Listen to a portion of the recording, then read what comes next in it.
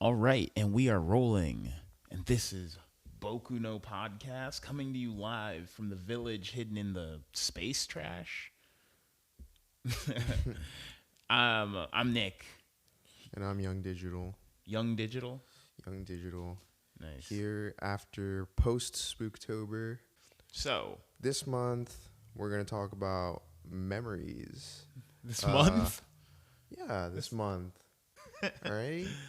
No, so yeah, we're trying to talk about memories. A kind of spooky movie. What do they call those things? Like the Neo Tokyo type movies where it's like split into three stories. Compilations, anthologies. Anthologies, okay. Like kind of like if you folks have ever watched like heavy metal or something like that. It's just a bunch of conglomerate of stories. A conglomerate, a limited liability corporation of story events. So yeah, so memories. It's on Amazon Prime. Amazon Prime's got some weird nuggets in there, man. Yeah, they snuck a couple good ones in there. Some weird little nuggets in Amazon. The point is, it's a 3-parter, but the 3 parts have nothing to do with each other. I just clicked on it because it said Satoshi Kon written all over it. So, which is kind of a head fake. It's really more of a Katsuhiro Otomo whip when you think about it. So yeah, this is the first one. Is Magnetic Rose is the first little tale that we get there. And that's it's directed by Koji Morimoto. It's animated by Studio 4 Degrees Celsius. It's written by Satoshi Kon, and well, it's obviously written by Satoshi Kon. This is the most Satoshi Kon you could get. This movie is blackface for Satoshi Kon.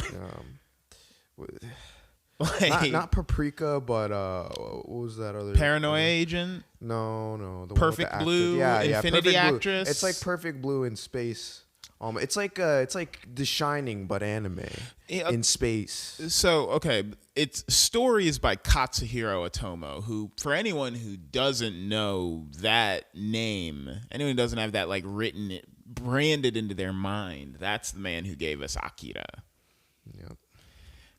And the music, which normally it's like who cares, but the music for this is done by Yoko Kanno.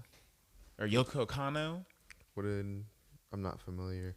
Well, I just mentioned that because for this first whip, the music is actually extremely integral to what's going on.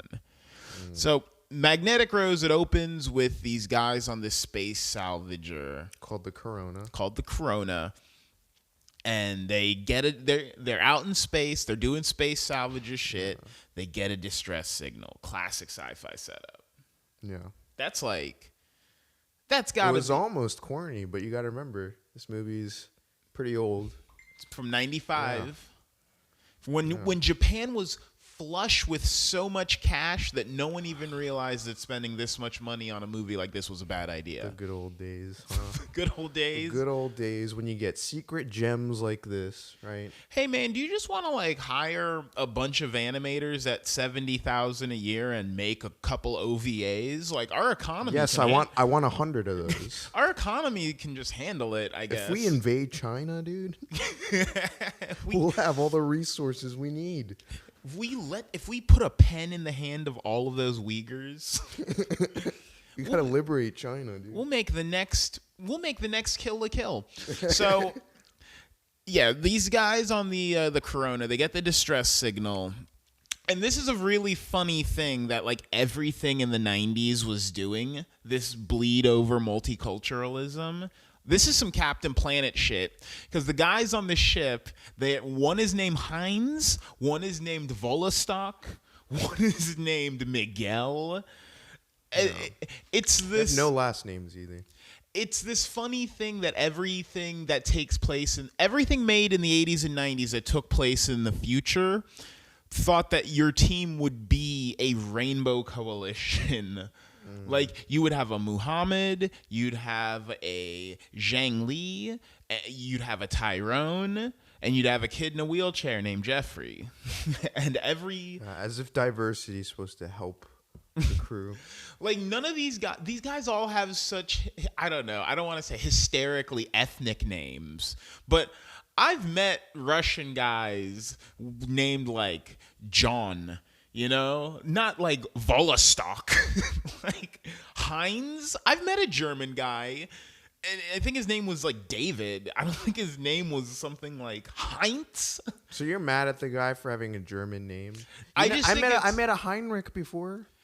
I just think that this guy's got a powerfully German name, especially in like the year 3000. I mean, they drew him German too. Yeah, I know. He's Aryan, dude. No, I'm saying all of these people are harsh representations of. I don't know if you're gonna have people this German or this Spanish. Well, maybe that should tell something about like the current times of this universe, you know. Like right? maybe you still have the delicious Aryan nation, the pure-blooded Aryan nation is still alive in the year 3000. They're all mixed in. It's what the Nazis didn't want. They're all working together now. It's Miguel and See, if you did this in modern context, you'd have like a white guy named Zhang Li. You'd have a black guy named Heinz, or like Klaus or something. You'd have a Asian guy, and his name would be like Jose. That's the future we're going for. Why do you want that? I just think that's what's gonna happen. You were almost Paco or something. I was almost Pablo, yes. Pacho and Pablo. Exactly. You were a part of it. You were almost a part. Yeah, it's my fault. Yeah, I almost chose it on the main menu. You were almost a Japanese guy named Pablo. Come on. Don't tell me that I'm wrong. You can't. I've got you nailed to the wall here. I'm not saying you're wrong about it happening in the future. I'm just saying you're kind of stuck up on this, and it's just a movie, man. It's just a 90s thing I pick up on. I mean, they did it in Event Horizon. I mean, they do it in it reminds me of Event Horizon a little bit too. Oh yeah, but, heavy. Anyways, so Heinz and Miguel, they're like, hey, there's stuff going on inside that we got to check on that distress signal because, like, you know, we just got to see what's going on. No, they said something about how it's illegal to like ignore a distress signal or some shit like that, right? Yeah. Like at the beginning, they were like, "Oh, we have to." They were thinking about ditching it. They were thinking about just going home and just, you know, completing whatever job they were sent out to do. But we wouldn't get these badass salvage ship shots then. No, you're right. So to explore the ship, they have to fly there in these ships that are a tasty little design. I love this, and this is the shit that I love Otomo for, is his like love of intricacy.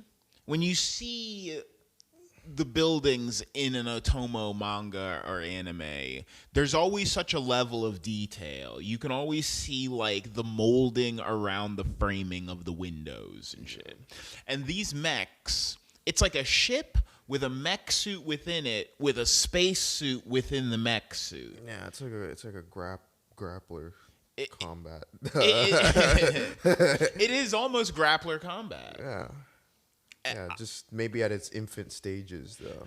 I love that in Japanese mech design, there's a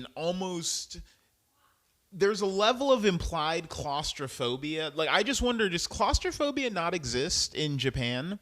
Because whenever I see like an American in a mech suit, it's like Pacific Rim. It's like you've got all your controls, you got you got handles, you got buttons. And then when I see someone in a mech suit in Japan, it's like a skin tight suit that like snaps over. Well, I guess Master Chief's armor is an example of like the black shit's a glove. Like, it's a glove. It's a thermal regulating glove, but it's a body glove. Yeah, though I don't like it. The clones use it. The stormtroopers use it. It's a concept in, like, you know, science fiction that's used a lot.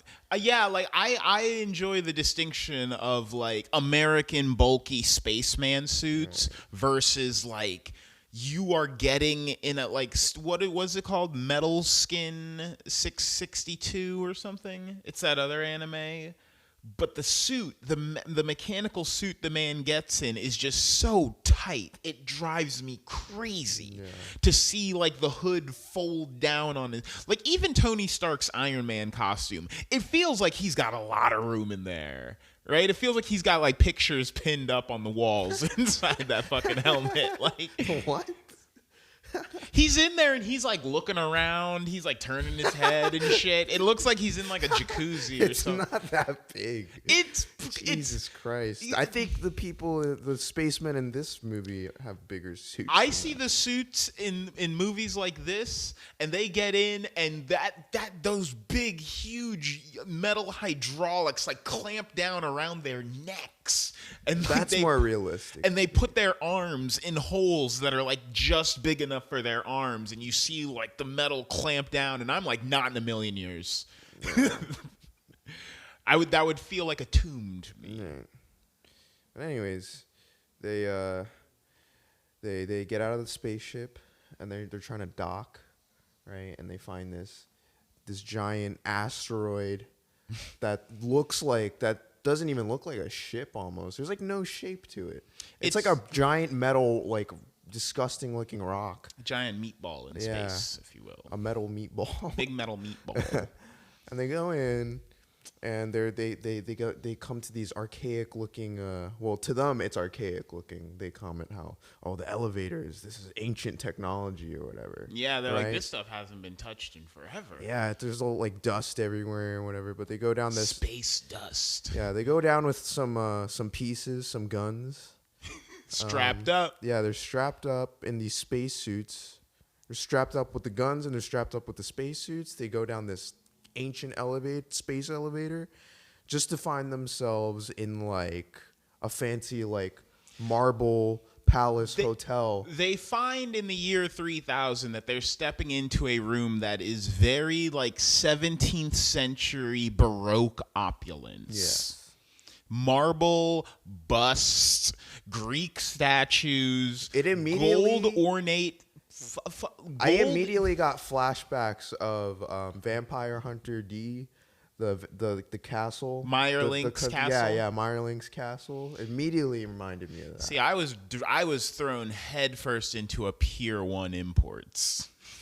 Really? No. Pier 1 Imports looks nothing like that. When I see gold-rimmed picture frames, best believe I'm asking my mom when we're going home. You don't like the decor? Oh no, I hate this old-timey stuff. It looks like all of the couch cushions would have like plastic wrap on them. It's a stuffy pad, and I'm sure even stuffier in the year 3000. They're probably like, well, it's not the year 3000. I guess I should clarify. It's only like the year. It's honestly a very hopeful future. I think this takes place in like the year 2250 or something. Yeah.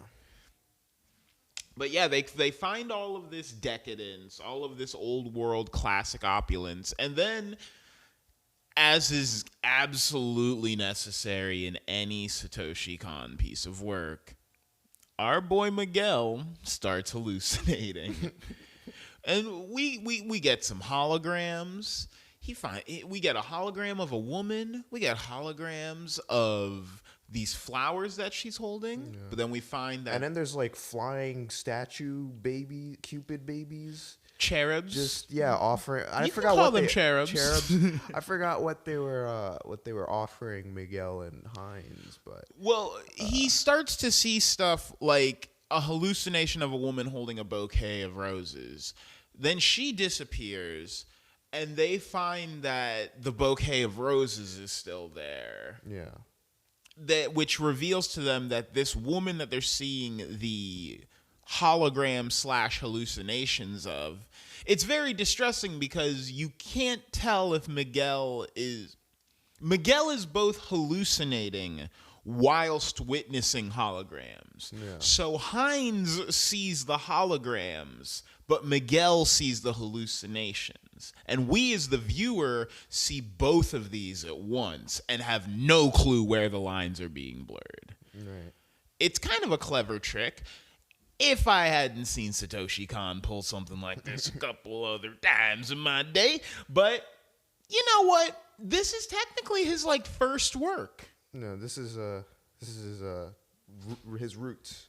Yeah, this is the EP that he put out on his like his smaller record label before Warner Music Group, before Zanza. Yeah, this is his mixtape, pretty much. Basically, but it's very like reminiscent of like something like The Shining or something, because it makes you really think like, oh, this place is like it might be alive, you know. And it reflects on this really funny through line of post-World War II Japan's infatuation with Italy. This is shown in Araki. He does this a lot with JoJo's Bizarre Adventure, the statuesque posing, the love of spaghetti. Oh my God, don't you get that fucker started on spaghetti. And now we have Satoshi Kon, who, after looking at the body of his work, I have to say, has a little bit suspect love of opera. Like, Jesus fucking Christ, dude. I get it. You like opera. You like opera a lot, but I don't know of anyone else who has permeated opera through everything. I mean, that's not fair to say, because this opera has it's part of the narrative of Magnetic Rose. It is, and we'll get to that. I mean, we already kind of got to it, because like it insinuates that they're walking into a place, and there used to be a famous opera singer that used to live here from 2005. Her name is Eva Friedel, and she was a famous opera singer. And I'm like, first off, this is the girl that they're seeing in their hallucinations and in the holograms and in the pictures. She is the ghost that is ostensibly haunting this station. This is a ghost story, people. Ooh. Spooky. Spookuno podcast. Bookuno podcast. Yeah. But yes, this is a ghost story. Heinz is separate. They make and as a ghost story, as a horror movie, they make the classic mistake. They say, we've got to find that distress signal so we can get the hell out of here. We'll make better time if we split up. They split up. Why, God, would you ever split up? But they split up. I get it. You're in space. You feel like the vacuum of thousands of miles of isolation might provide you with some protection. I'm not splitting up. No, that would make me feel more unsafe. And so they are searching deeper and deeper into the station, and Miguel starts to, the most dangerous thing that can happen to anyone in this scenario, he starts to simp, bro. He starts to get horny for this woman. Well, like the place starts becoming less of a intact, marble facility, and it turns into more of a ruins almost, with grease and just water. Everything's just clearly falling apart. There's no ceiling anymore. It breaks into a little bit of the realm of the improbable, and I realize I'm talking about a future opera ghost narrative. But okay, you're a famous opera singer in 2005. This story was written in 1994, people. I don't think you could have been a famous opera singer in 1993. And I think that Satoshi Kon is having a little bit of wishful thinking to think that in 2005 there will be a female artist, an opera singer, who is so globe-trottingly world famous that she can afford her own space station.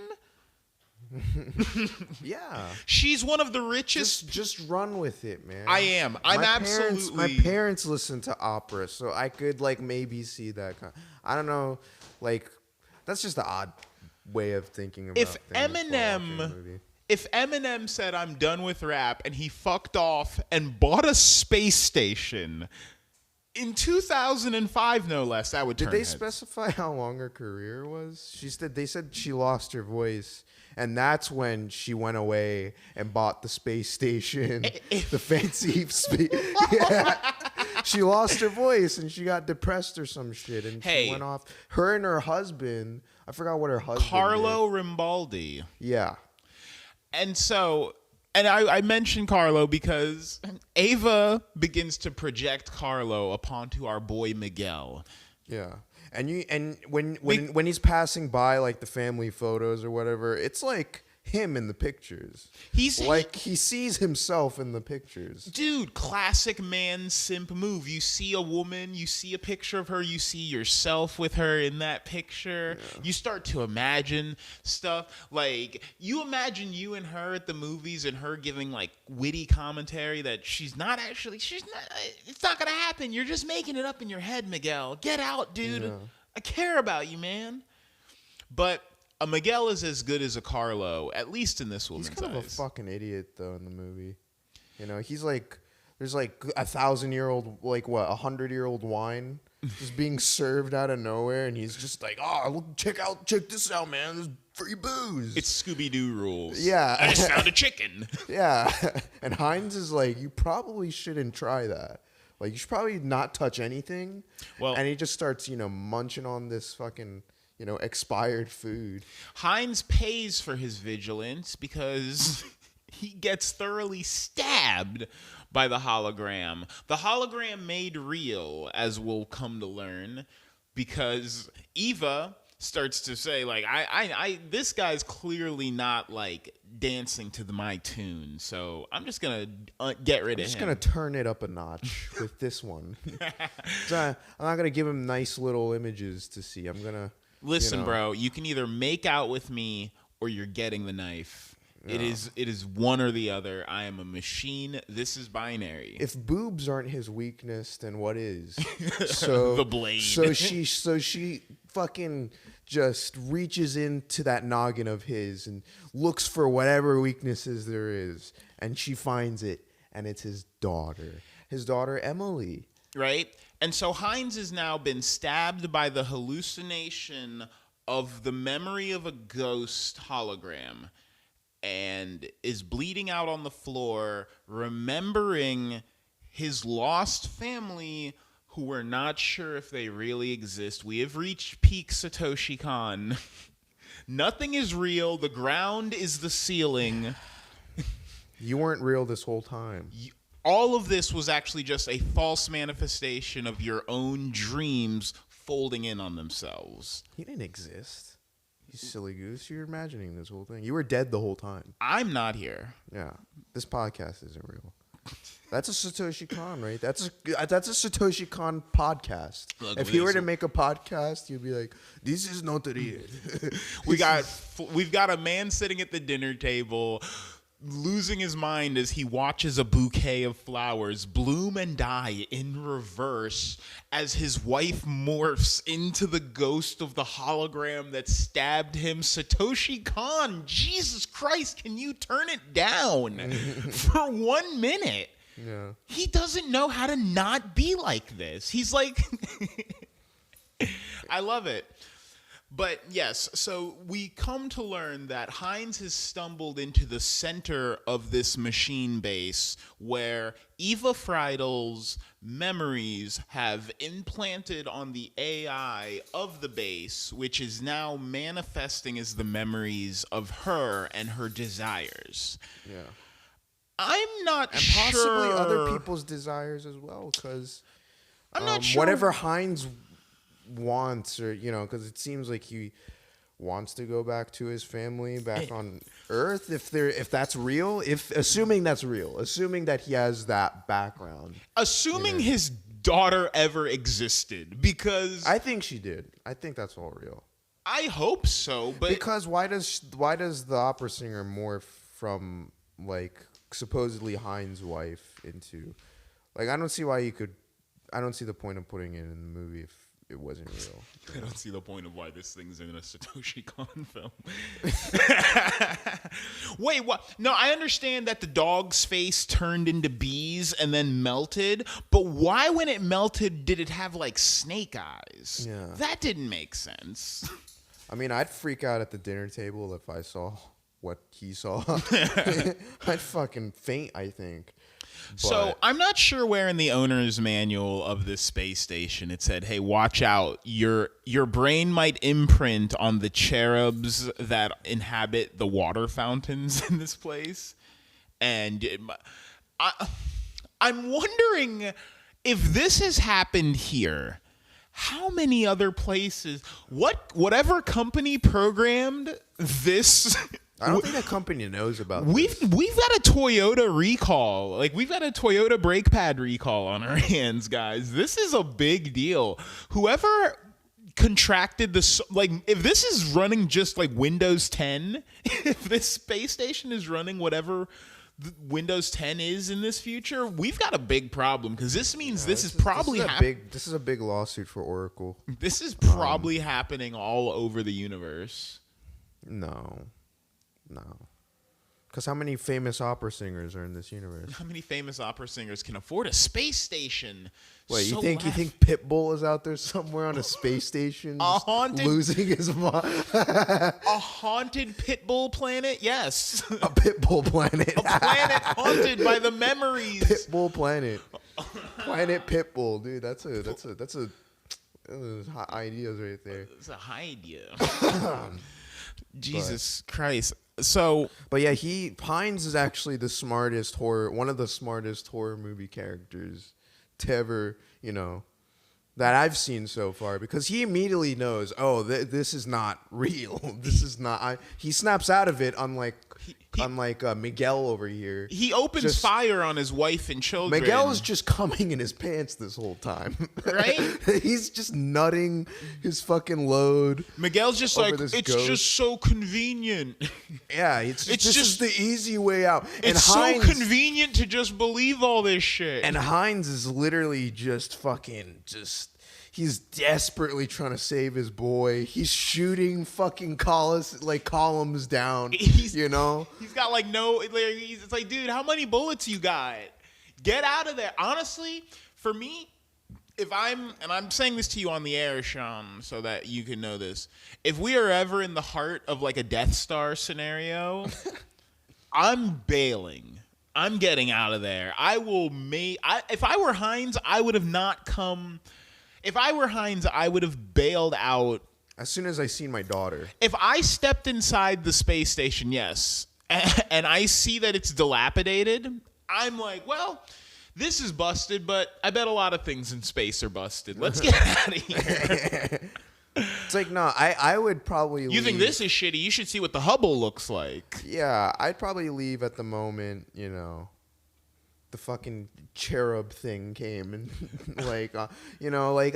I'm surprised they weren't like thinking about getting out of there when they saw the decor of the place. I would have done it like Uber Eats. I would have stuck my head in and been like, anybody in there? Just leave the food there. I'm leaving a road flare here. If you need help, light it up. Bye. But yeah, Hines is a real boy. He's a real one. He's a real one. So he goes after Miguel, but Miguel's just hypnotized because he's never gotten pussy in his life. Very likely in space. Yeah. Who knows how long these guys have been up here? Bro, you come out of 10 years of hypersleep, you tell me you're not going to bust a load when a girl texts you. Yeah, I put it in the ghost, but I'm not going to lie. But you can't have sex with that robot, Miguel. Nah, bro, it's totally cool. Like, she's cool with it. But the AI starts to manifest its control of the space station by pulling memories out of Hines' head, rebuilding his very home, his extremely contemporary German home, might I add, because of course Hines is straight German, blonde hair, blue-eyed daughter.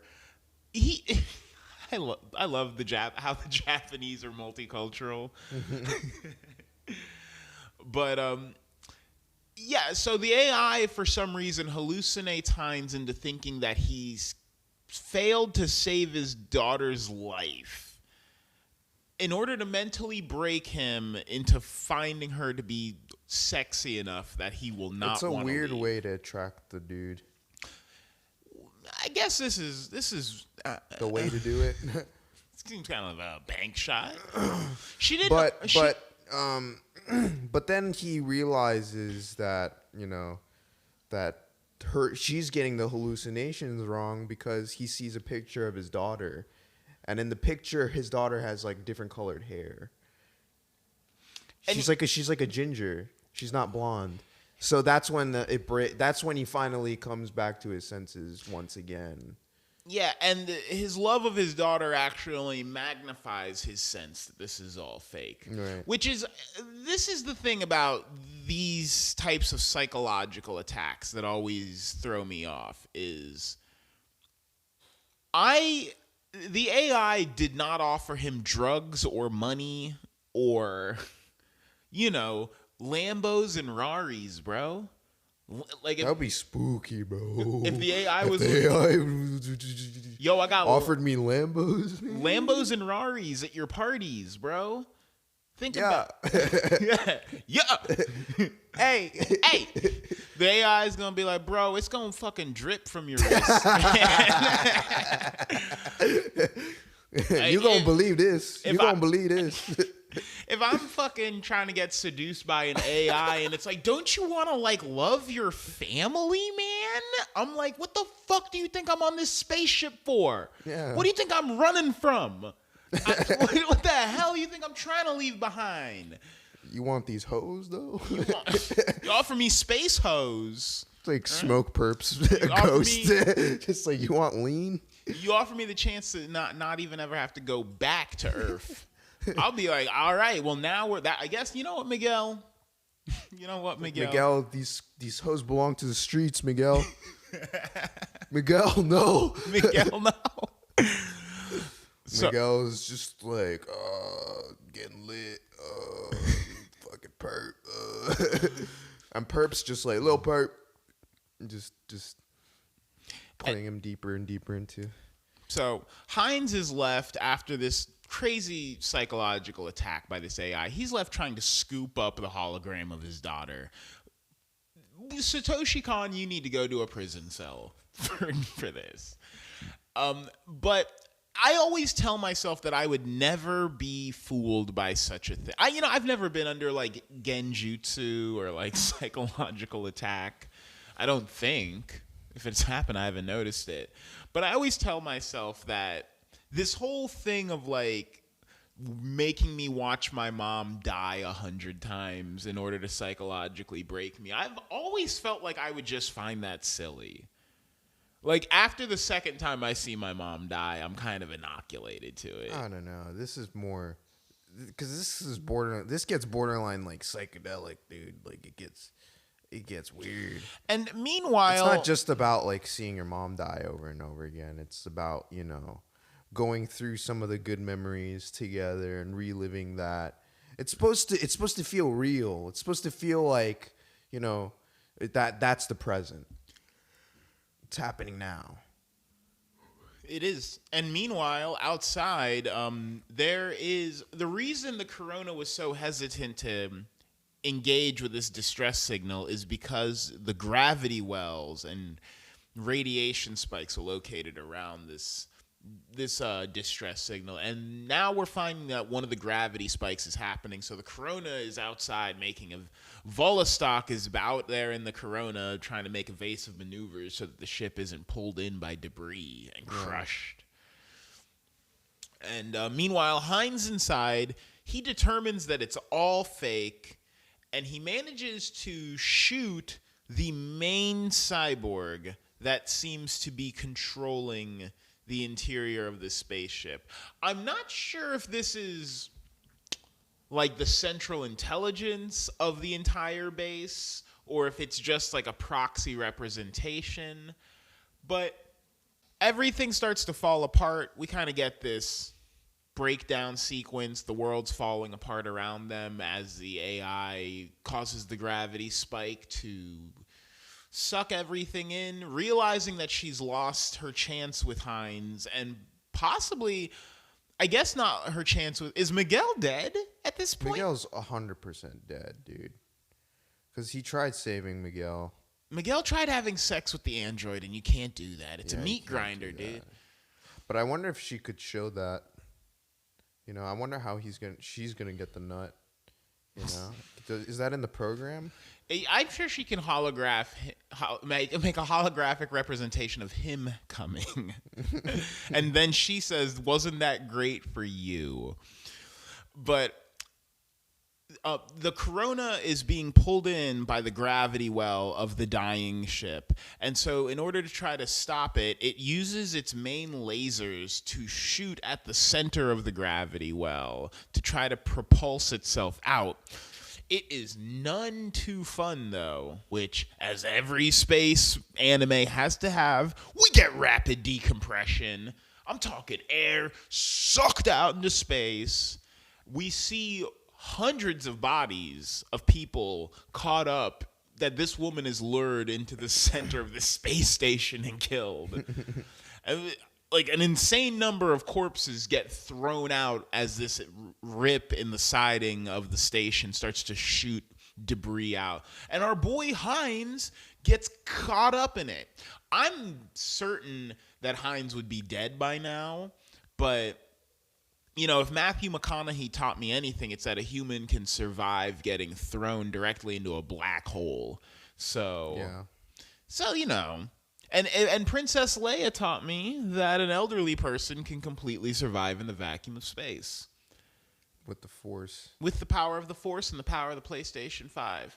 And so our boy Hines manages to get thrown into space and live his best life in the vacuum of eternity, while Miguel gets to stay in his mental prison fucking that android until he dies of starvation. We don't even know where he is physically. But meanwhile, the debris of the station forms into a gigantic rose in the galaxy. By the way, that blast is probably one of the most impressive, visually impressive things in this movie. The artwork is impeccable. Yeah. I hate hoop skirts. I hate powdered wigs. I hate anyone who's ever held binoculars up to their eyes on the end of a golden stick. But they definitely nail the aesthetic of this movie. Oh, there's our boy Hines floating in space, waiting for death. That's like the edgiest closing to. Yeah. He's got flower petals on the inside of his helmet. It's how he felt on the inside the whole time. He's got the petals on the inside of the helmet. He does. I'm Satoshi Kon.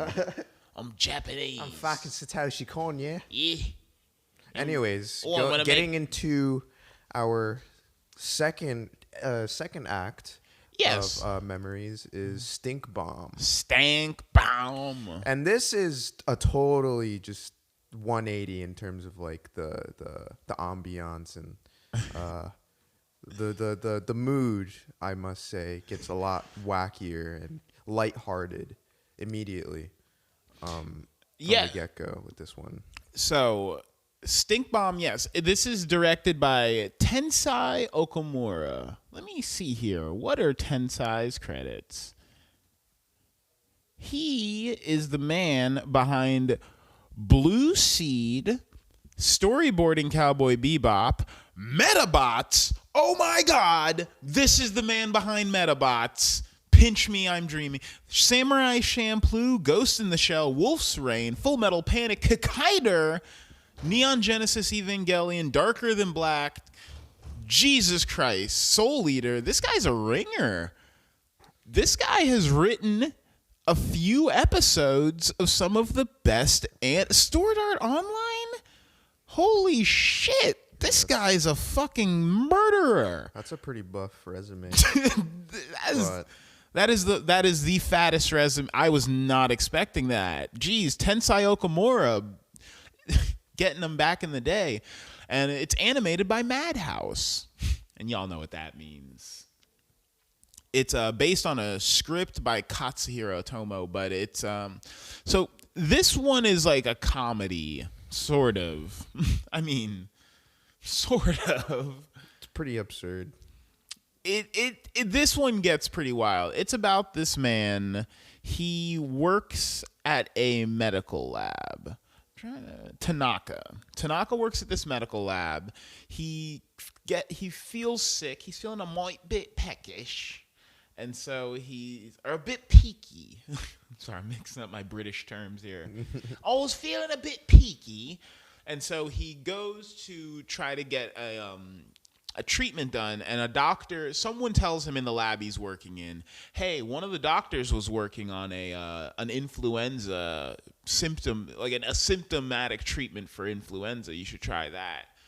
And so this guy goes, and he takes a pill, thinking, oh, okay, well, this is the pills that this guy's talking about. He sneaks into his boss's office, too.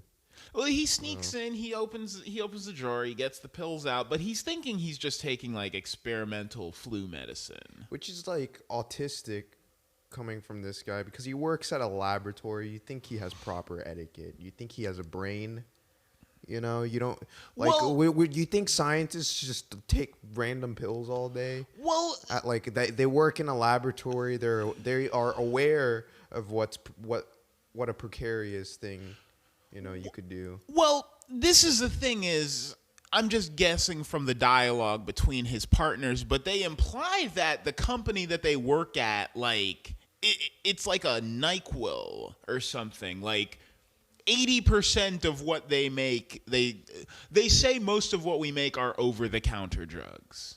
This isn't a secret military base. This is a Tylenol factory. These are the people who are, like, making Dayquil, Advil, NyQuil. So when he's like, I'm feeling sick, they say to him, why don't you try some of that new over-the-counter stuff we're working on, Right. I get it that if I'm in a factory with more than 3 kinds of pills in it, I'm reading everything 10 times before I put it in my mouth. And this guy does zero research. He just picks a bottle and takes it. Well, I guess this is maybe a referendum on who is the dumbest person in a room full of smart people. Right. Right. Every hospital has a doctor who's dropped a latex glove in a patient and forgot it was in there. Man. Yeah. It's terrible. Every hospital has not one, but multiple. Oh, idiots, yeah. We're completely aware of that. So Tanaka takes this. He takes this pill, these blue pills, or red. Well, he takes the. They say take the. Someone says like take the blue pills that are in the red bottle, and he's like take the red pills that are in the blue bottle. Got it. Yeah. So he takes them, and pretty soon he finds that everyone in his office is basically dead. Yeah. Like, people start smelling something funny. Like, they're like, what's that fucking weird-ass smell? And there's only one kid. It's odd, because everybody else smells like a stinky, shitty smell. But then there's this one receptionist in the building that's like, I smell perfume. But, I don't know. I thought that was a weird hiccup in the whole movie. And then we get classic sci-fi trope. One scientist saying, what happened here? Who touched my stuff? What's going on? What did you let him do? You fucked us. You fucked us all. And so, man, I think this is... I'm trying to think if I have... What is this term? What is the term? I don't want to get on TV trope. What is the term for when you fall asleep and wake up and... Like, Walking Dead does this. Resident Evil does this. Dawn of the Dead does 28 this. Days Later? 28 Days Later does this. The phenomenon where you pass out, you wake up, and the whole world is different. Is there a word for that? There's gotta be someone like a did genre, somebody named the trope. Pretty much. There's got to be a word for it, but this is. I Am Legend. I think this is the earliest time that I can think of seeing it.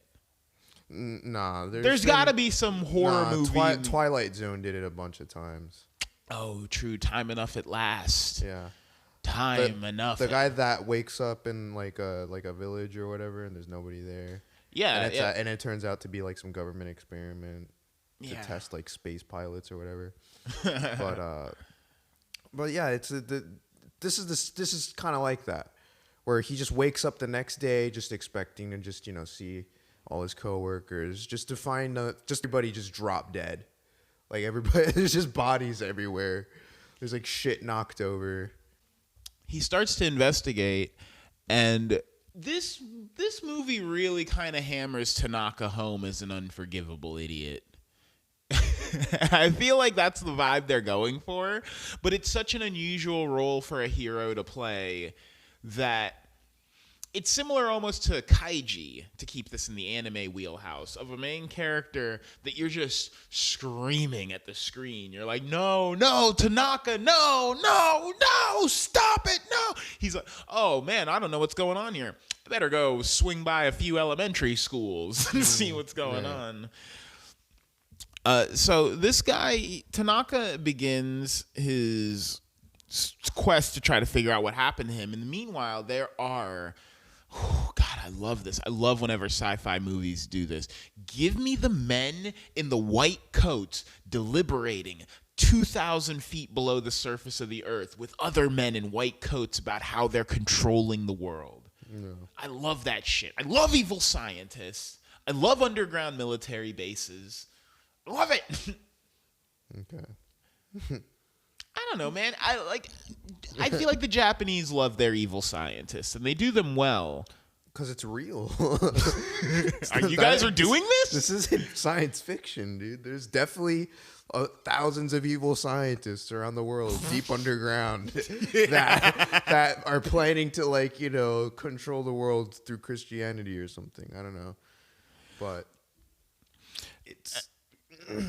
And so, but he goes back to his boss's room to find an alarm that he was trying to press. Yes, he basically finds his boss dead, sitting inches away from the "holy shit, the world is about to end" button. Yeah, this is the button where you have to talk to the evil scientists that don't exist technically. Oh my God, beautiful art here. He presses the button, doors start slamming. It's that mechanical intricacy that I love. The transformer noises. Yeah, you can see every servo and gear and hydraulic operating. Alarms are coming out of walls. The man's body is just gruesomely shoved out of the way by the deploying of this extended keyboard out of the front console. Yeah. It's fucking great. I mean, and this man starts. These men in white suits. It's a classic. It's a classic misdirection. They don't want this to get out. We can't let this get out. The most dangerous words in sci-fi. We can't let this get out. Yeah. It's like, why is my city being bombed? We can't let this get out. It's Raccoon City. We got to nuke the city. It's easier to cover up us nuking the city. Yeah, it was an accident. It was a gas leak. We have to kill these people. We have to blow up all of Tokyo. We can't let this get out. Yeah. And they say, you need to come to us with the pills that you took. Get the evidence, get all the evidence of everything that happened there, and you need to get out of there, not realizing the damage that they're doing. And okay, so just cutting straight through it, these pills are a military weapon that were designed with the U.S. government's help that caused this man to emit an odor that kills everything around him. And the thing that got me about this is when you hear that premise, I bet you're thinking, oh, it kills everything a few feet away from him. Mm-hmm. And this movie takes the pandemic response crisis scenario to times 100 to a degree. I don't want to say this is complete. I don't want to say this is exaggerating what a biological weapon going off in a country as dense as Japan would be like. Yeah.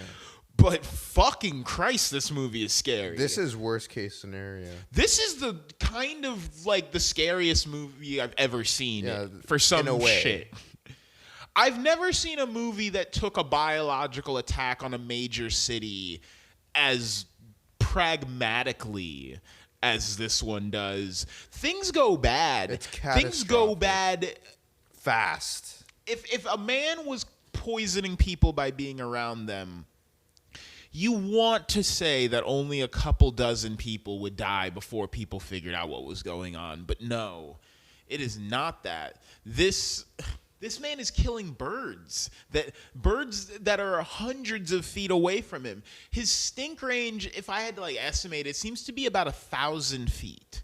1,000 feet in any direction. He simultaneously is causing plants to bloom early while stinking like rotten eggs and killing all animals, including frogs, insects, birds, worms, snakes, lizards, deer, everything. Plants seem to thrive around him, though. Yeah, he's literally a walking weapon of mass destruction. And I'd never...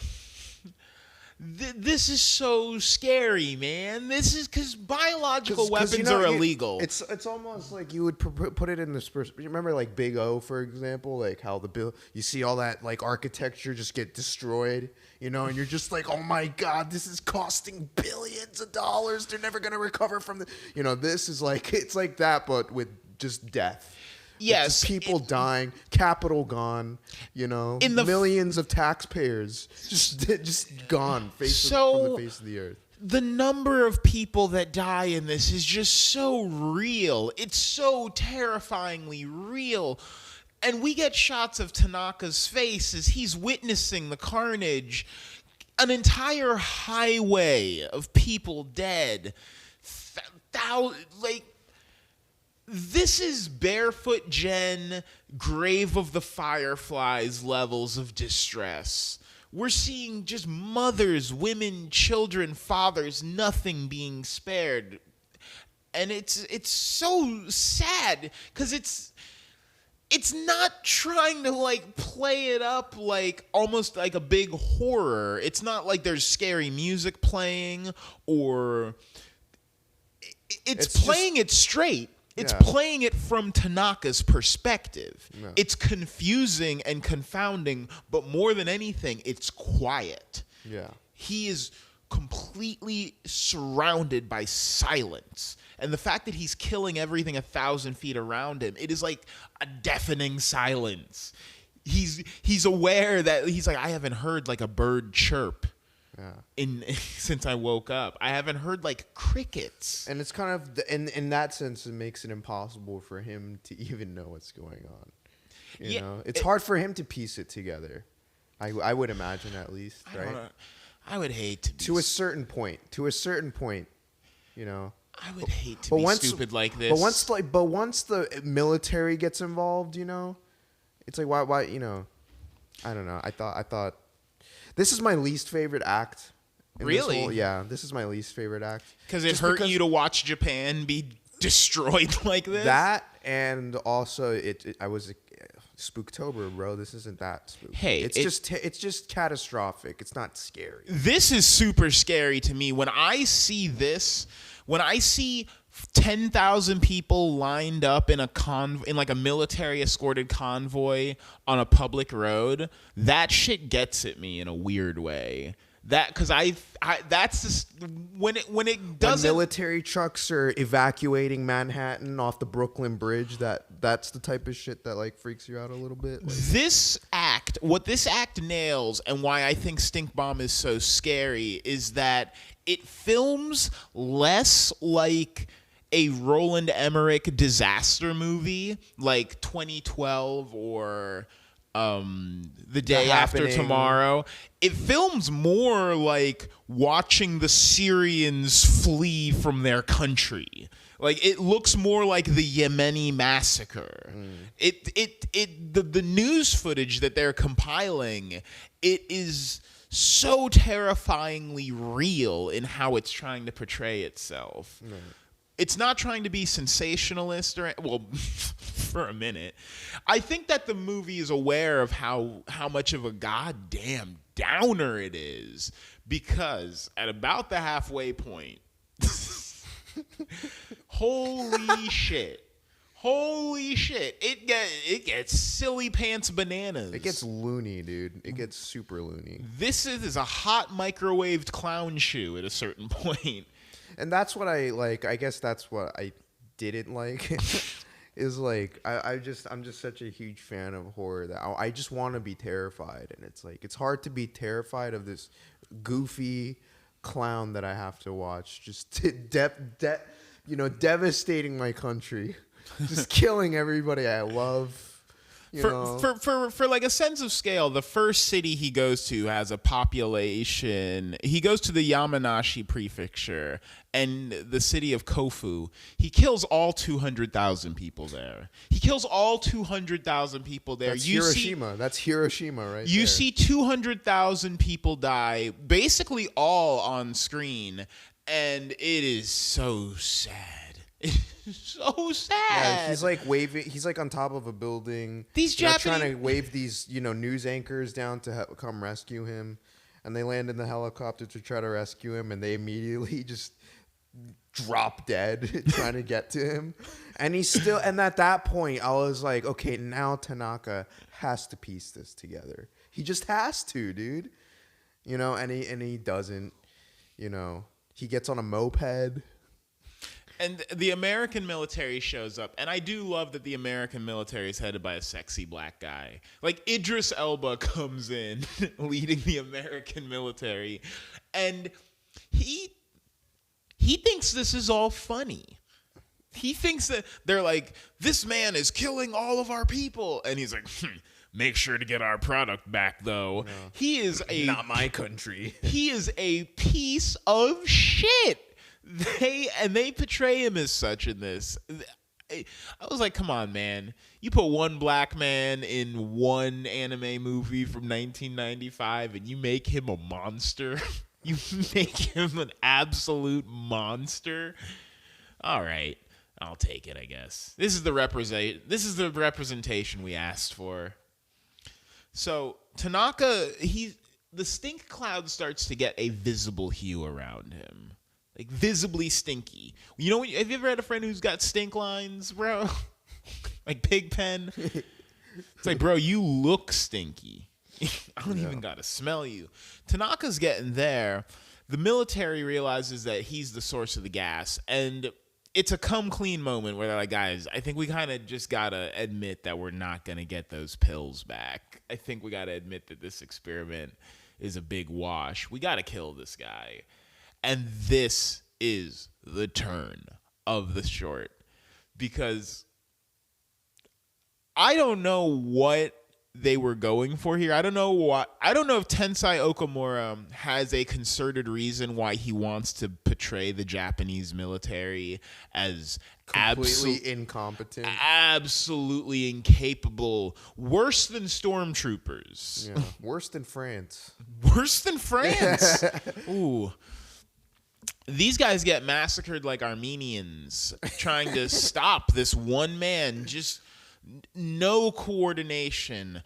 Hundreds of missiles being fired. Jets, dude. Billions Jets. With a B. They have Apache. They have like 5 Apache helicopters and like billions of dollars in taxpayer money used to destroy highway systems, roadways, waterways. Japan is sieging itself, trying to stop this man, destroying square miles of their own countryside. And Tanaka, on his stolen moped, somehow, some way persists. And as he continues to get more and more stressed out, he sweats more. He increases the stank, and the stank almost starts to like become sentient around him. It's like almost like his stand almost. It's like Gaara's sand. Yeah. There's just always a giant yellow-green hue just following him around. And the military finally realizes it, and yeah, they say the stink starts to short out electrical devices. They like try to get they lose communication. They try to like send drones in, and they just can't. Everything that they try to get close to him with, he starts to like cause cars to not work if he's close to them, because he like shorts out. He's so stinky, he shorts out the catalytic converters in the cars. Like, what the hell? And they determine that the only way that they can get at him, they have to go to the American military again. So the American military is like, look at our crazy ass spacesuits that we built. They say something to the effect of like, Japan couldn't even afford these. No. They say something that I, as an American, was like, that's rude. That's so fucking rude. But Japanese people made this, so it's like, I know. I'm so. I think it's a good sign. They're humble about it. I think I can say, after watching Akira, after watching Steam Boy, after watching Magnetic Rose, Stink Bomb, and the follow up to this, Cannon Fodder, Katsuhiro Otomo might hate Japan. He certainly loves to destroy it, that's for sure. Everybody hates where they grew up from. You know? I'm not cratering West Virginia like this guy is. Dude, in Akira alone, he destroys Japan 2 or 3 times. I don't know. We spoke on this before. The reason why I think that's always the case in anime. Right? Because we got 2 of our cities cratered in World War II. Yeah, we've seen that happen. We've seen that explode. But dude, all those explosions, all those cities that get cratered in Dragon Ball Z, and Hunter x Hunter, all these shows, Naruto. It's like, the reason why we're so good at drawing those things and animating them is because we've seen it. Our ancestors have seen it in person. Yeah, but like, England got bombed and not nuked. They didn't get nuked. No, but they got bombed to hell and back, and it's like Germany did too. Why aren't they making cartoons? They're not making. Dude, if you follow up Weathering with You with Japan Sinks, and then you pop on Stink Bomb, you're like, what the hell's going on over there? Why? We're obsessed with catastrophe. You're like, the Germans aren't making media that... The Germans... Because they weren't nuked, dude. They weren't fucking nuked. They didn't have 2 whole cities disappear within a flash of an eye. Man, they don't have to deal with radiation fucking like intoxicating their water for like the next 20 years. They don't have to worry about 200,000 more people dying of cancer like 20 years later after the fact. You know? Just saying, we're the only country that got nuked twice. We're the only country that has gotten 2 like metropolitan cities obliterated, just gone. Name one other country where the infrastructure of a city just leveled, gone, because of a nuke or like a bomb. That we firebombed London, and they firebombed London, and they firebombed Berlin. Nukes and firebombs. I'm saying, man, though, like carpet bombing is totally different. I'm saying, though, Japan got firebombed too, on top of the nukes. I'm saying, though, like in Verdun in France, when the German opening salvo opened, it was like that city in a span of like less than 15 minutes, an entire city ceased to exist. Yeah, but you could live there a year later, or after in a month. You can't be in Hiroshima like. There's still unexploded shells all over Europe. Yeah, but that's a totally different issue. They're still built. You could still live there. You could still. Well, Verdun. Actually, you're not allowed to step foot there. Actually, there's unexploded mines and shells because the ground is toxic from all the mustard gas that they use or whatever. But what I'm saying is, next year it'll manifest as like there will be an anime out of Japan where it's like it'll be an anime that takes place from Mexico, and they're going to say what happened, and it's going to be like, well, the anime episode 1, they're going to be like, Japan exploded, and so this anime takes place from not Japan. It just feels like every year I see Japan. It's not that I see Japan get destroyed. I see America destroy America. I've seen Independence Day. I've seen, Armageddon. I've seen America get destroyed a million ways, but the way the Japanese people destroy Japan is so bizarre. It gets destroyed every year. We got earthquakes and tsunamis. You got a girl that accidentally makes it rain for 100 years. We geographically have like the worst things to fucking deal with, which is earthquakes and tsunamis. The most devastating things you can fucking deal with as a country that lives on an island, right? We live on a tiny fucking island next to the most powerful, insane country, like 2 feet away from us. It's a nightmare. It's a nightmare living there. It's scary. Have you ever been in an earthquake before? Yeah. Like a fucking like size 4 there was an earthquake. There was an earthquake. I'm aware you lived in California. No, the only earthquake it was in West Virginia. There's been like one earthquake in West Virginia in like 100 years. And it happened while I was there. How long ago was it? Like 6 years ago. Was it? Oh, was it? Did it happen in Virginia? It happened in West Virginia. No, but like the center of it was in Virginia. Right? I remember being in New York, feeling like an earthquake, and I was like, earthquakes don't happen in New York. Earthquakes aren't a thing in the East Coast. And then I turn on the news and it's like, oh, there's an earthquake in Virginia. So, getting back to it. We see the Japanese military continuing to be incompetent. We're trying to stop Tanaka. We are scrambling F-16 fighter jets. We are moving in with tanks. We are bombing our own cities. The Apache helicopters. Jesus Christ, so much destruction. They have anti-air missiles. Trying to take out. They have the Japanese Navy shooting surface-to-surface missiles on their own infrastructure. They're like, he's heading towards that bridge, destroy the mile of highway in front of him. And yet, this stolen moped manages to continue. This is so hard to watch. It's so bad for. This is where like my threshold of believability just goes out the window.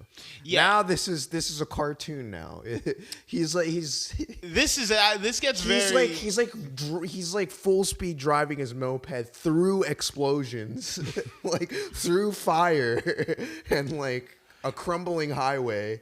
I'm amazed. I am absolutely amazed at how frustrated, because I'm not even like regular levels of frustrated at this point. I hate Tanaka so much. Yeah, I've given up. I don't know if it's possible to have hated a character like this. This is second season of Kaiji all over again for me. Yeah, I'm punching like, my screen, screaming. It's like Kaiji, but at this point, I'm not rooting for Tanaka anymore. I'm hoping the military will shoot a bullet in his fucking head at this point. I'm seeing the Japanese people try to crowd in a train to get out of the country because they're worried that they're all going to die because this green cloud of stink is now rolling over the hills, and it is going to cause millions of deaths. Yeah, he's on his way to Tokyo. And there's just no hope. There's no fucking hope in sight. And then the American military says,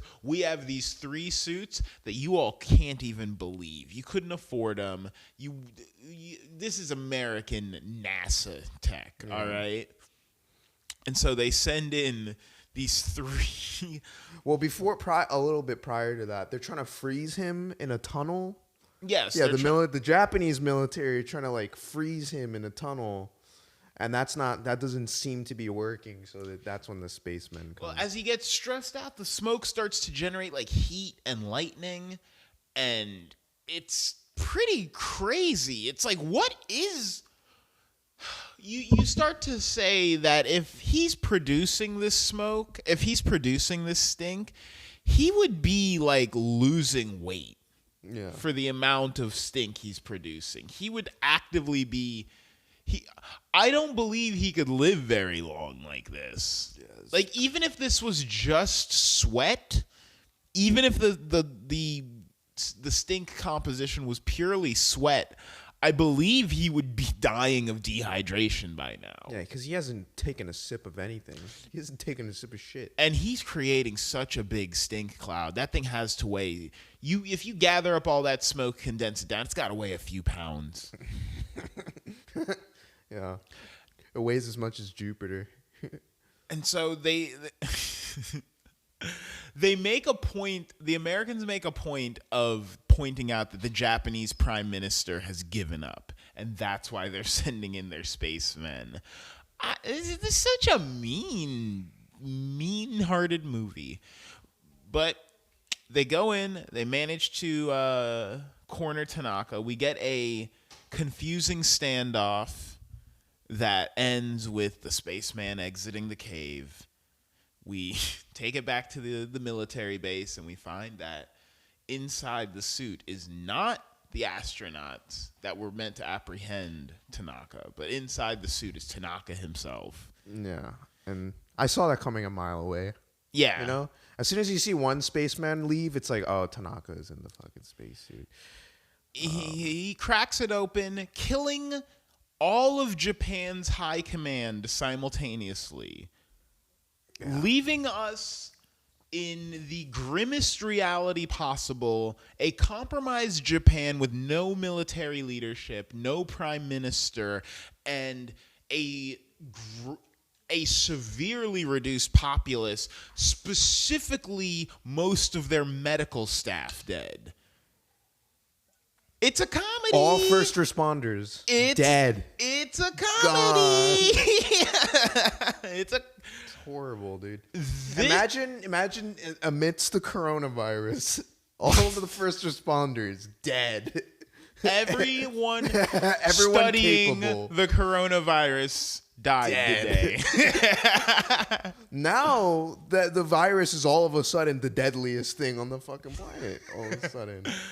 It's like all Ebola. That'd be the worst headline ever. You couldn't publish that; it would throw the world into chaos. No. All Ebola scientists died of Ebola. You'd say no. Cars will flip. People will set fire to the White House instantly. If I see more than 1 million people infected in America of Ebola, it's like I don't know what to do. I might like build a bunker in Antarctica or something. You know, do you want Ebola? That's the worst disease you could possibly contract. Like, I realize we live in America where right now it's like 200,000 dead is a headline we've had to contend with in our own reality. But if you told me 200,000 dead in an instant, that's what I'm saying. We're used to the catastrophe. We lost like 400,000 people within a blink of an eye. We get it. It has happened to us.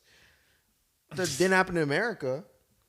Now, God protects. Didn't happen in any other country, really. Well, God defends us from things like that. Maybe if you all just had more Jesus. If we just had a Bible. Maybe a few Bibles would have prevented. Yeah. But anyways, that wraps up Act 2. Going into Act 3, it's cannon fodder. Cannon fodder. So this one is a Katsuhiro whip, top to bottom, written, directed, scripted, and animated by Studio 4C once again. And immediately you just get, this doesn't look like an anime. Kind of threw me off. This is definitely like a Russian Kovac as fuck. Yeah. This is Soviet as it can get right here. This is absolutely Katsuhiro showing us his love of Soviet era line work and art. Yeah, it is a testament. It's a testament to like steampunk culture. It's a testament to his skill. It would be like I'm trying to think here. Who's another prominent artist? It'd be like if Genndy Tartakovsky did an entire movie in watercolor. It's honestly really insane that this might be for a non-Soviet animation, this might be the best Soviet animation I've ever seen. I'm going to look up Soviet animations after this. There's a lot. There's one of there's a Jack and the Beanstalk one where the giant's wife puts Jack inside of her. It's like a weird porno from back in the day that I saw. Nice. No, and when I say back in the day, I mean it looks like it's from like the 50s, and you're like, who was watching this? But yes, so Cannon Fodder it takes place in a fictional reality. I don't want to say too fictional, but it's very fictional. Dude, it's a canon city. So basically, this act depicts a family that has to live in this society where it's based, or it's literally their sole purpose around life is basically military, communist. armament. You're in communist Russia. It's World War II. You're on one of the border cities trying to fend off German encroachment. The Germans have their artillery. They never really show what they're fighting. You could only just assume that they're fighting Germans. This is what I imagine Otomo must have felt like being a Stalin or Marx era Russian. Like, this is what it must have felt like to be living in Moscow as the Germans are approaching and surrounding your city. Yeah, almost. to be a man on the ground. Being constantly in like terror of, an outside force just trying to change your way of life, and Yeah, it's like, that when the World War II war effort began, it wasn't just Russia. Everyone on Earth basically devoted all of their resources to one or two jobs. Everyone was like, I started to install the left front wheel on Ford cars, and then that's all I did during all of World War II. I was just doing that as fast as I could. Like, all I do is put the windshield wipers on the plane, and that's all I did, and I was doing that as fast. Every country got the backbone of their society to contribute in some way, shape, or form. And so there were Russian people who were just like, I go in the factory and I just make bullets all day. Like, that's all I do is I just press the casings into the bullets. That's all I do. That's what the U.S. did too. Yeah, but we didn't deputize like children to do it. That's right. We didn't have. We're not like the British. There wasn't child labor. Yeah. Like, because it wasn't just the Russians. Because we passed that reform in the 1920s. We just weren't in danger like that. We had two beautiful oceans and the hand of God protecting us. Child labor was an issue in the U.S. early U.S. history. Yeah, but dude, in England, you had like 6 kids sleeping on top of a steam grate to stay warm. It was just as bad, I think. I think it was just as bad in the U.S. Nah, man. Teddy Roosevelt had to put a stop to that. I don't know what it was like to live in 16th century London, but I have to imagine it's worse than America, because everything in England's worse than America. What the hell am I saying? That is true. Everything in England's worse than America. Sorry, England. Sorry. Sorry we took all the good ideas of your country and left. Sorry we're not that as depressed as you are. Yeah, maybe if you got rid of your monarchy, you'd be a bit better off. So this anime is all about the meticulousness of the process. Because I know Otomo loves that shit. You people who get on YouTube and you watch someone like take apart a gun and put it back together over and over again. This is all about that. There is a scene in here where you see... This is pretty much the whole movie, though. This scene.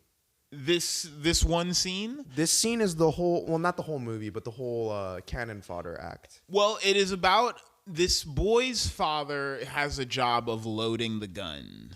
He's loading the bullets into the cannon. This city has maybe 150 cannons. No, every household has a cannon. Every single household has a cannon attached to it. And so everyone spends all day loading bullets into these giant cannons. And this kid's father is part of an 8-man team that spends their whole day just loading bullets into the cannons, and it is such a process. It's not even just that. Their task is even more minuscule than that. It's like attach their sole job, their sole purpose in life is to attach a crane to the bullet, and that's it. There's 10 other people working on 10 other different steps. Well, there's like 8 more people loading the crane. There's 3 guys that are just saluting. And that too, there's a bunch of that where there's like so much going on, and then you have 2 other guys that are just there to salute. Well, that's communism, man. Everyone's getting... What's funny is all these guys are making the same amount of money. Yeah. Like, the 3 dudes that are saluting are making the same amount of money as the 2 dudes that are breaking their backs trying to push that charge in. You could really tell that conformity is what these people live for, And the whole time, these men are loading this cannon. It is such a... I love this shit, honestly. It's like a line for targeting. You did not like this shit. I love it. You hated this shit. You were like, geez, this is like... You were getting frustrated. I remember you watching this. You're like, this is making me impatient. Well, because they spend so long building... I understood what they were going for when the cannon fires. And you see, it is an impressive firing, but... it's not the craziest thing in the world. And you realize that this is just a ho-hum occurrence of these people's lives. You got even more mad when you didn't see what they were shooting at. They never show us what they shot at. That's the point. That's what I told you, you fucker. I was like, that's the point, Nick. It's supposed to make you impatient.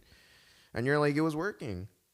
Oh, absolutely. This is some edging right here. I thought I was a Wachowski sibling on ketamine because I'm getting edged right now.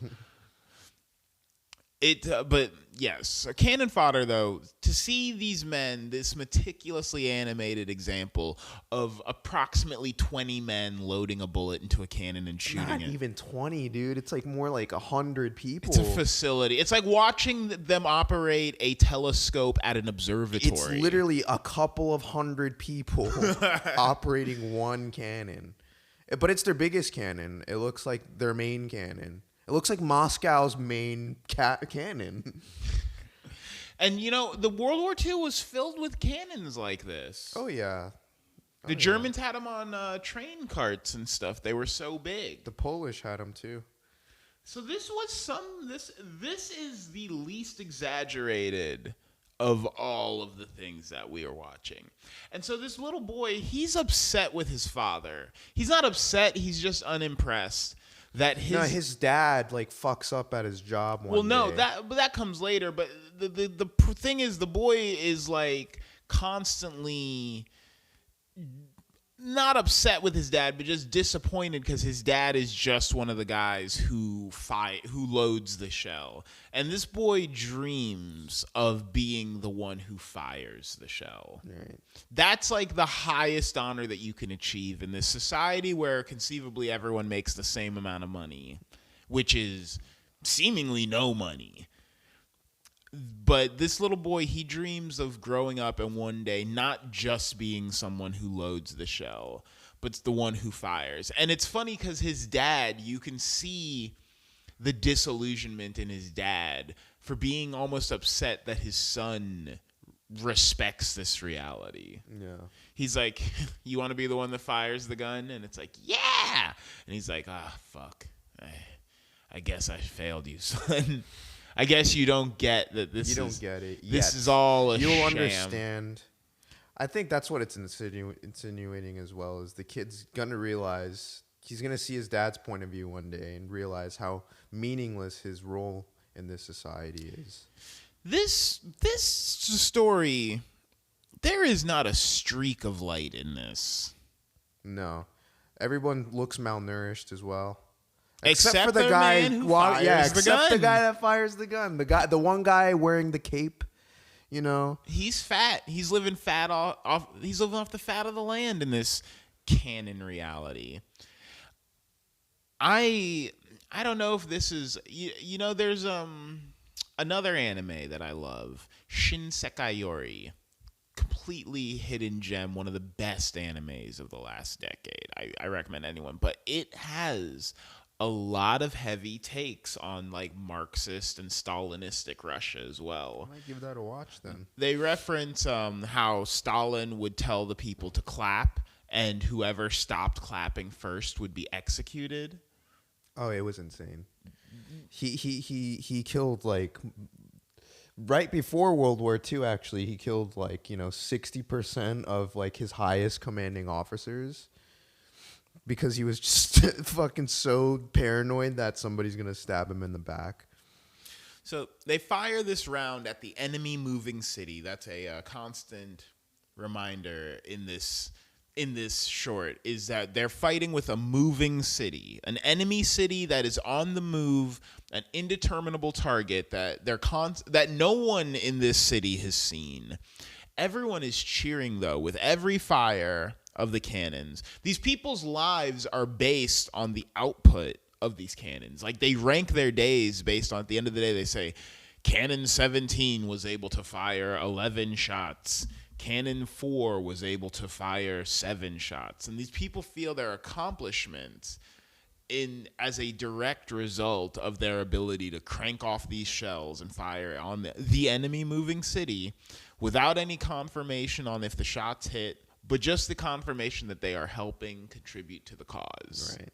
I also want to mention the fact that there's not one single like tree in this. It's just completely just made up of just nuts and bolts and just metal rebar, and there's not one single just blemish of green in this disgusting, decrepit city that they live in. Yeah, there's an environmental there's a man handing out environmentalist flyers because he's demanding that the children who work in the bullet factory, let me say that again.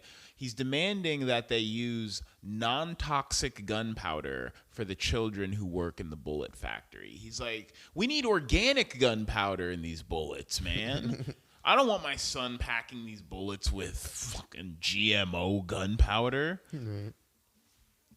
And oh man, the misery and the plight. I really enjoyed. This is definitely the most artsy of the shorts, and it's the most comprehensible as well. Honestly, like Magnetic Rose. Well, Satoshi Kon's never done a comprehensible damn thing in his entire goddamn life. He doesn't. I don't think he knows that word. I bet like he's in like 3rd grade and they tell him to draw like a picture of his favorite thing. And the teacher's like, he handed me back an apple that was actually me taking a bite out of my own reality.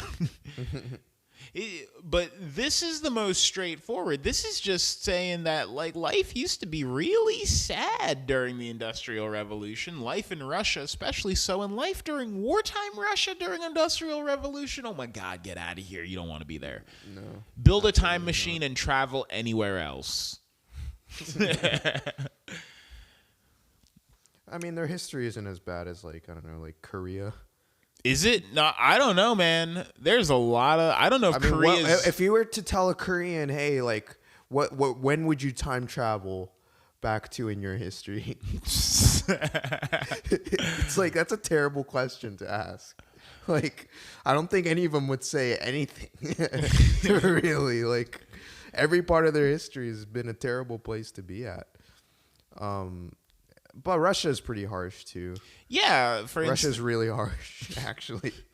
That's why they beat the Germans, because they're just fucking hard. Yeah, Germans didn't realize how fucking cold it was gonna get. Right. This is demonstrated by our main boy. His father gets in trouble at work because he fails to help secure a bullet load. The bullet drops, causing him to he slows down the process. He causes a slowdown of maybe a few seconds in the overall process. And as punishment, he is forced to stand next to the cannon as it's being fired. And he's forced to do so without hearing protection. And it's implied that this is like a PTSD. This is like, hey, do you want to get PTSD? Do you like want to? I know you don't have it now, but would you like to have it tomorrow? Because I can give it to you right now. And look at this man. This man knows he's about to hear a sound so loud it's going to make his ears literally bleed. Yeah, he might not ever hear again. That might be the last sound he hears. This is the last sound he is, and he's sweating bullets. But he knows he's got to come to work tomorrow, and he knows he's got to not fuck up loading that bullet. Not complain. Don't bitch. Don't you dare bitch in this society. Don't mess up, especially now that you're deaf now. Don't make any more of those mistakes that got you deaf in the first place. I love it. You get great architecture in this. Everything Katsuhiro Otomo's ever done has amazing architecture design. He might be the best. Detail. He might be one of the best architecture people in all of anime or manga. Honestly. Hands down, yeah. I remember my friend Billy used to always comment on when the buildings would get destroyed. And he'd be like, this is just not fair how detailed it is. It's like annoying how detailed. It's more detailed than real life. It's realer than real. Yeah. But yeah, and we close with his kid, this kid that we opened with, waxing poetic, dreaming about how many bullets it'll take to the enemy moving city to finally take them down. It's his most hopeful thing that he can imagine. Is like, one day when I'm older, I'm going to be the one. One day, 20 years from now, I'm going to be the one to shoot the shot that takes down the enemy moving city. This is sort of like when you reflect on the fact that if you were born in 2001, you and your dad could have both served in Fallujah together. Yeah. It's odd when I see like Soviet Union stuff, because it's like from the perspective of like an American, it's like I could imagine like Americans thinking like, you know, the Soviets are cool because like they're like the lesser of two evils at the time. At the time, they were the lesser of two evils. So it's like you think you're rooting for them, but then you just remember the rest of the things right. And realize that they're not that much different from Nazi Germany. But they're definitely better than Nazi Germany. Oh, yeah, market improvement. Yeah. Like, we can't live, well, I can, but you can't live in Nazi Germany. I don't think you'd live in Nazi Germany. I'm Japanese. I don't think that's why they would go after you. Irish? Well, yes, actually, that. Yeah, they don't like Irish people. They actually went straight to the camps. But if they didn't know, if I was full Japanese, dude, I think I'd be fine in Berlin, in 1944 Berlin. I don't know. I think they wouldn't let you have glasses back then. Every Japanese person had glasses back then. They'd be like, not pure blood, doesn't have beautiful 20/20 Aryan vision. There is no 20/20 vision. Only perfect vision in Japan. Was Japan ever on the like cleansing our population? No, we were never on that one. We were never on that. We were only on world dominate. We just want to get rid of China. That's all. That's our like. We just wanted to invade China. Germany said, "We'll team up. We'll give you the resources. We'll help you beat the U.S. Just you know, just sign the contract with the Axis. You know." And that's the whole reason why we're just so hell-bent on, you know, just getting rid of that thing next to us. Oh, my God. Well, shit. Well, this has been a fun episode. We actually talked for about the length of time of the movie. So an hour and a half. Well, that works out. Yeah, I really enjoy Memories. I do think it is a spooky one. You know, the spookiness of this one was up in the air. And the spooky season, guys, it's not going to start getting bright outside again until February, all right? We can be as spooky as we want. Yeah, whatever. But I do find all three of these spooky in their own way. Magnetic Rose, because I don't want to have Alzheimer's, and I don't want dementia, and I really, really hope that I don't have borderline personality disorder. You just got to sleep. And if I do... You just got to get your sleep, dude. If I do have a mental illness, like if I do need lithium or something, I pray it doesn't manifest when I'm on a space station. Please, that's the worst. surrounded by holograms? Please no. Imagine having dementia in space. Please don't let me develop dementia when I'm in space surrounded by holograms. That's the worst time. Please, Elon. And then Stink Bomb, absolutely terrifying. I don't like to see the incompetence of our health system, and I don't like to see the incompetence of the military. And Stink Bomb puts them both on blast in a way that... In my opinion, it's the weakest out of the three. In my opinion, it's the scariest. And Cannon Fodder isn't exactly scary. And Cannon Fodder's scary because that happened. That was someone's world. That was millions of people's worlds for many, many years. But it wasn't like dreadfully scary. It's depressing, more or less.